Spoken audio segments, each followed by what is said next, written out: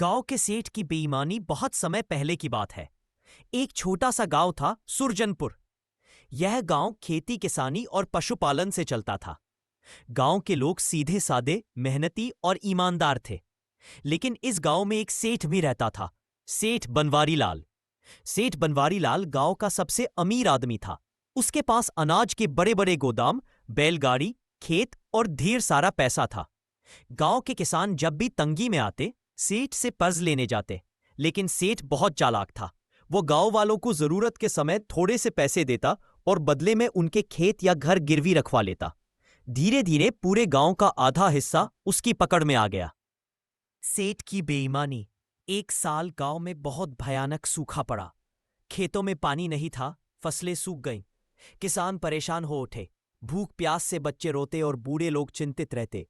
गांव वालों ने मिलकर सेठ के पास जाकर कहा, सेठ जी, हमारे पास खाने को कुछ नहीं है।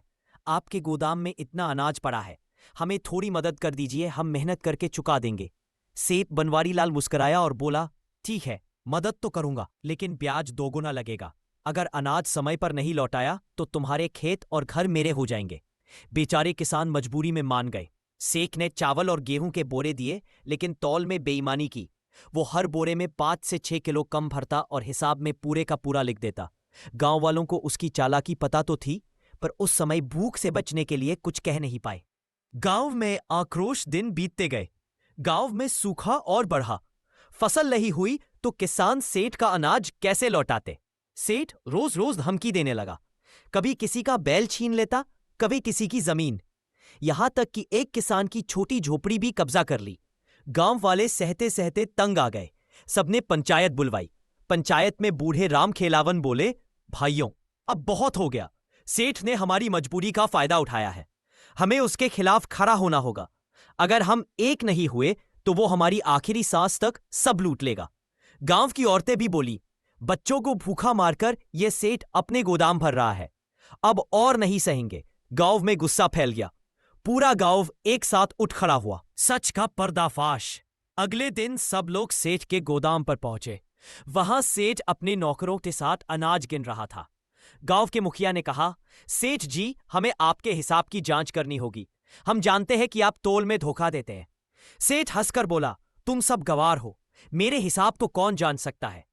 तभी गांव के एक पढ़े लिखे नौजवान राजू मास्टर, इन लेंगे, देखेंगे, दोनों गिनते हैं, इनके जीवन के सम्मान और आगे आए।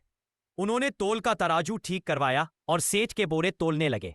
सच सामने आ गया, हर बोरे में 5 से 7 किलो कम था।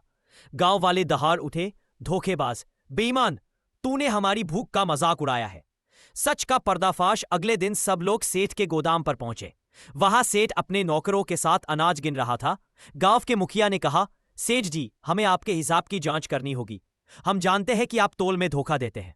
सेठ हंसकर बोला, तुम सब गवार हो, मेरे हिसाब को कौन जांच सकता है। गांव का न्याय, गांव की पंचायत ने तुरंत फैसला किया। उन्होंने सेठ से सारा कर्ज माफ करवा दिया और कहा, जिसने बेईमानी की उसे गांव वालों पर हक नहीं। तेरे गोदाम का अनाज अब गांव के बच्चों और गरीब। गांव वाले गोदाम से अनाज निकालकर सब में बांटने लगे। बच्चों के चेहरे पर मुस्कान लौट आई। किसान राहत की सांस लेने लगे। सेठ गिड़गिड़ाया, मुझसे गलती हो गई, मुझे माफ कर दो। लेकिन गांव के मुखिया ने सख्त आवाज में कहा, सेठ, तूने हमारी भूख पर राजनीति की है।